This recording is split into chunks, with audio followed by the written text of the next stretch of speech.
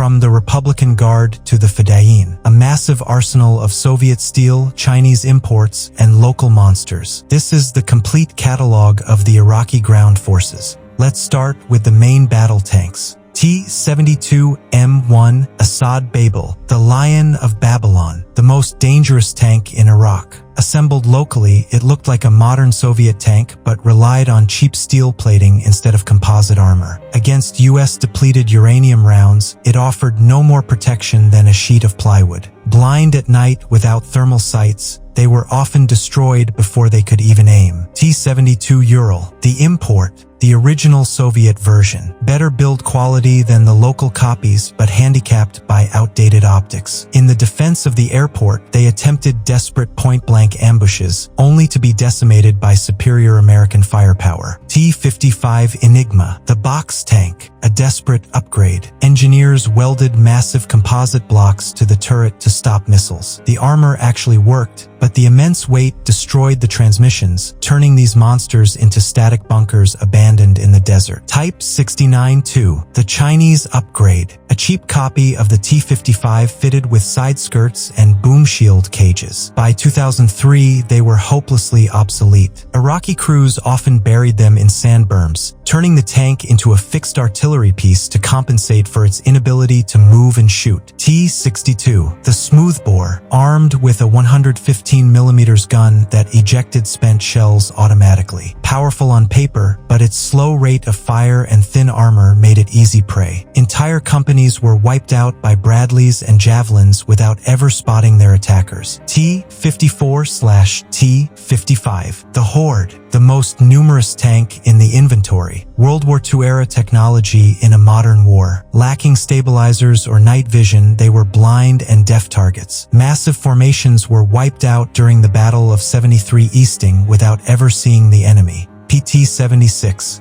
the Swimmer, a Soviet amphibious light tank. Its armor was paper-thin, vulnerable even to machine guns, but its ability to float allowed the Republican Guard to cross rivers and flank U.S. positions in the southern marshlands. Next, the infantry fighting vehicles. BMP-1, the Iron Coffin. The fuel tanks were located in the rear doors, literally surrounding the passengers with diesel. A single hit turned the squad compartment into an inferno. Crews often removed the autoloader because it was known to eat the gunner's arm. BMP-2, the Elite, a massive upgrade featuring a rapid-fire 30mm autocannon. Reserved for the Republican Guard, these were the only Iraqi light vehicles capable of shredding U.S. Humvees and threatening Bradleys. BMD-1, the Paratrooper, a smaller, airdroppable version of the BMP used by Special Forces. Extremely fast, but with aluminum armor so thin it could be penetrated by standard rifle fire. MTLB, the Tractor, the Universal Workhorse. It towed guns, carried wounded,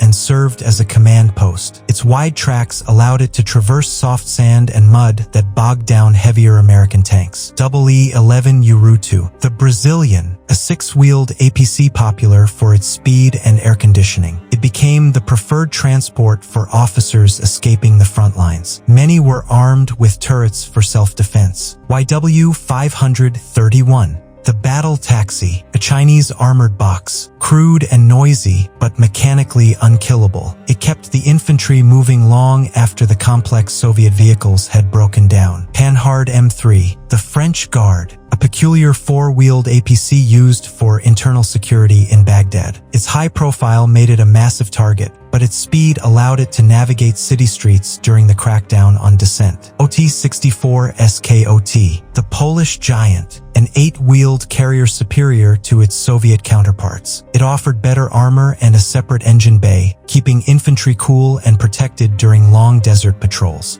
BTR-60, the Nightmare, powered by two separate gasoline engines that had to be synchronized. A mechanical disaster that often caught fire on its own. Thousands were abandoned due to engine failure before seeing combat. BTR-50, the Old Track, an ancient, open-topped carrier, used to haul ammunition. With no roof, they were helpless against U.S. artillery airbursts, serving mostly as logistics mules. BTR-152, the Truck, a 1950s Soviet armored truck, handed out to militias. Against modern firepower, these offered zero survival chances and were used mostly for intimidation. Next, the Scouts and Armored Cars. E-9 Cascavel, a Brazilian armored car with a 90mm cannon. Fast and lethal, it excelled in shoot-and-scoot ambushes in the streets of Fallujah. It was the most successful wheeled combat vehicle in the Iraqi inventory. WarDex, the Patrol, the standard Soviet Scout. It had belly wheels to cross trenches, but its thin armor made it an easy victim for .50 caliber machine guns. Panhard AML-90, the Sniper, a tiny French car with a massive gun. It had no armor to speak of. Its survival depended entirely on firing first and running away fast. Panhard AML-60, the Mortar, the same French car, but fitted with a mortar, used to drop shells on U.S. infantry from behind city blocks before speeding away. Next, mobile artillery and rockets. GCT 155mm, the French Giant, a modern turret on a T-72 chassis. It outranged American artillery and featured a rapid autoloader. These were the highest priority targets for U.S. airstrikes. 2S-1 Gvozdika, the Carnation, a 122mm howitzer that could swim. It allowed artillery support to cross rivers alongside the amphibious assault waves. 2S-3 Akatsiya, the Heavy, the Soviet answer to the U.S. Paladin, firing massive 152mm shells designed to crush infantry concentrations and concrete fortifications. Astros 2, the Rocket Storm, a Brazilian MLRS capable of firing cluster munitions that saturated entire grid squares. It was Saddam's most effective area denial weapon. BM-21 Grad, the Organ, the classic truck-mounted launcher. 40 tubes of terror. While inaccurate, the psychological impact of a full volley forced U.S. troops to dig in immediately. Alafeo, the Monster, a rare Iraqi prototype, the biggest gun they ever built, mounted on a massive wheeled chassis, designed to shell Israel from western Iraq.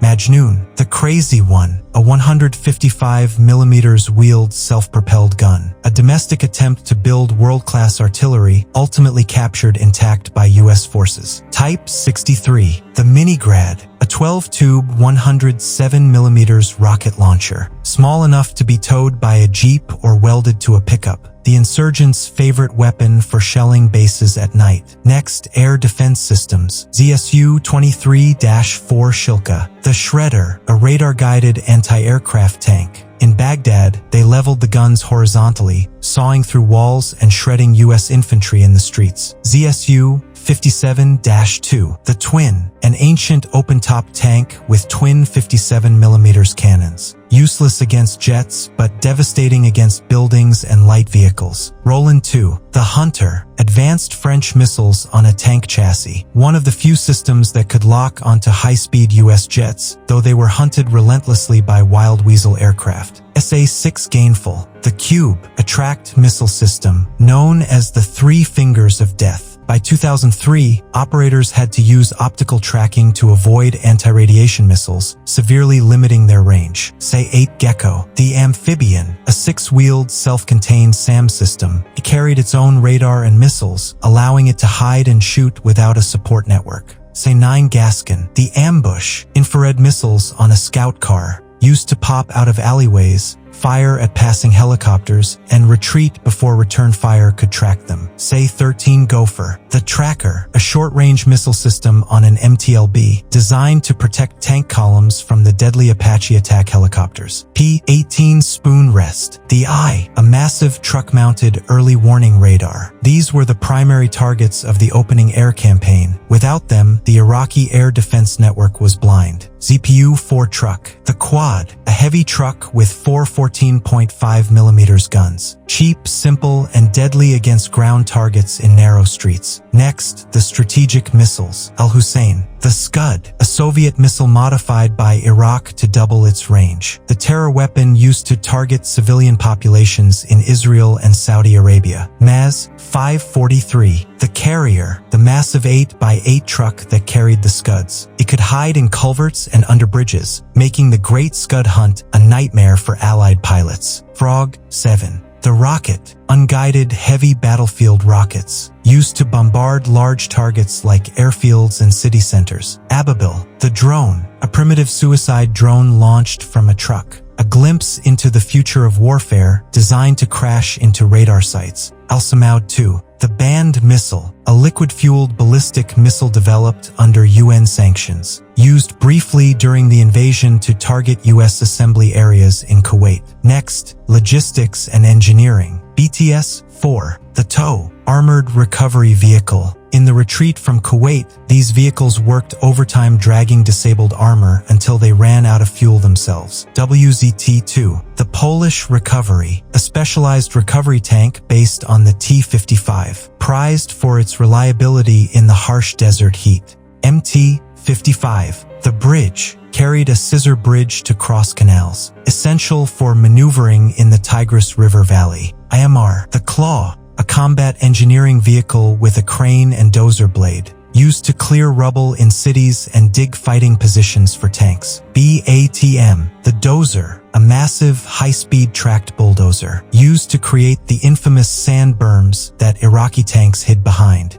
Ural 4320, the Backbone, the standard 6x6 Soviet truck, rugged and simple, thousands were destroyed on the highway of death. KRAZ 255, the Beast, a massive off-road truck used for bridging equipment and heavy transport, could drag trailers through soft sand that bogged down other vehicles. Finally, the Insurgency Era, the technical, the Toyota War, the defining vehicle of the post-invasion chaos. A Nissan or Toyota pickup mounted with a heavy machine gun. Fast, invisible to radar, and deadly in an ambush. Gun truck, the heavy, technical, commercial dump trucks reinforced with scrap metal, carrying anti-aircraft guns. From the Lion of Babylon to the humble pickup truck. These were the machines that defined a generation of conflict. This is the WarDex.